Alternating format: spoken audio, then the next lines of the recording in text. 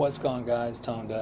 You know how it is at the worst possible time, when it's like 110 degrees outside and your AC fail. So today I'm gonna show how to fix this easy problem, but I'm gonna show you the do's and the don'ts, and give you a little tips on how to keep your AC running if you do have issues. I'm not a certified AC technician, but throughout the years I've gained enough knowledge to do basic maintenance and minor repairs. I can fix some of the easy problems on my own without spending a lot of money getting people to do it for me. So let's go and take this one apart. My AC is outside the house. Some of your AC may be outside the house and some in the attic. Here I'm removing the panel that exposes the wire connections. This is the place where my capacitors are also located at.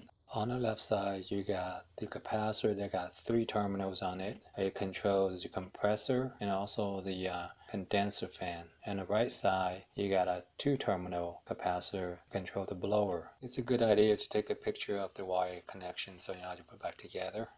So next, I know the power is off, but let me go ahead and discharge the capacitor in case there's some juice inside the capacitor. Go ahead and grab yourself a screwdriver and touch the terminals, just short them out. Just touch from one terminal to another terminal. Just hold it for, like a few seconds. So a dual-run capacitor basically is 2 capacitors inside 1 unit. So I'm desperate. I can't find the parts anywhere locally, so I know the condenser fan was working. I was able to get my hand on a 40 microfarad capacitor, which is the capacitor with the 2 terminals on the left. So my thinking was, well, since the condenser fan was working, all I need was the capacitor on the compressor side to make the AC work again.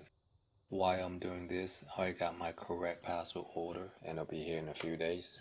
You can test these capacitor by using a multimeter, put in ohms. If it's say 40 microfarad, you should get around 40 if it's a good capacitor. And you're probably gonna tell me, stop being cheap, just contact the AC repair people and have them come by and fix it. Well, I called them, they told me the next available appointment is a week from now, so I can't really wait that long. And besides that, my parts will be here in a few days. I want to get my AC running as soon as possible.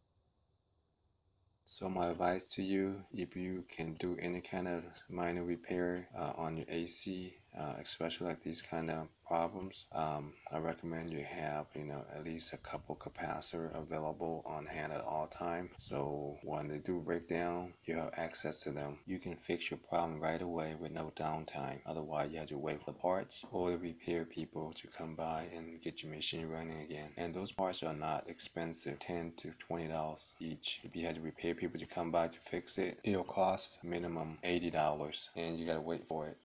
The compressor is working, but the fan is not. This means the old capacitor is totally shot. The next day, I know an AC guy, he was able to sell me a 5 microfarad, and here's my setup. I got a 40 on the left side and a 5 on the right side. They act as a dual run capacitor. This is just a temporary setup. I don't like them sitting out here like this. So this 40 and 5 setup worked just fine for my unit. Your unit might call for a different number. So do not use anything else besides what's set on your unit, because it can cause damage to your air conditioning unit. So why, you ask, how did I know that? Well, it wasn't my idea. The AC guy was the one that actually set it up. I don't have a 5, but I have a 10 for my blower, and he set it up. It worked at the beginning. Too much power going to the condenser fan causing overheat, and it shut off. And later on, the compressor also shut off. Okay, so my new capacitor has arrived, and it's a little smaller than the original one. So I made this little metal bracket just to carry it into place. The capacitor terminals has marking on it. You got the fan, the HERM, H-E-R-M, then you got the C for common. Refer to the picture that we took one. Use that as a guide so you can put everything back together correctly. And if you forget, usually on the panel somewhere there's like a wiring diagram. You can refer to that. On my AC unit, my condenser fan has 3 wires coming out from it. You got a black wire, which is a hot wire. The orange one will go to the common terminal, which has a C on it, along with a red power wire. And the brown one goes to the fan, and the purple wire goes to the HERM. Your setup might be a little different as far as color coding. Here's a closer look at how the wires connect together. Double check it, triple check it before you turn the power on to make sure everything is connected correctly. Alright, let's go and turn it on and get the thing running.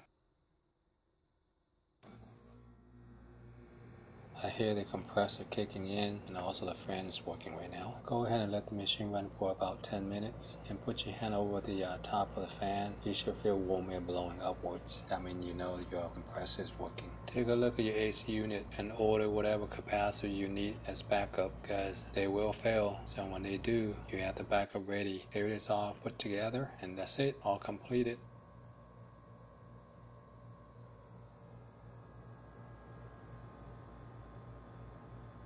Water is dripping from the drain. That means the compressor is working. And also it's blowing hot air out. This is also a good indication that the AC compressor is working. Alright, thank you for watching, and don't forget to subscribe. Thank you. Bye.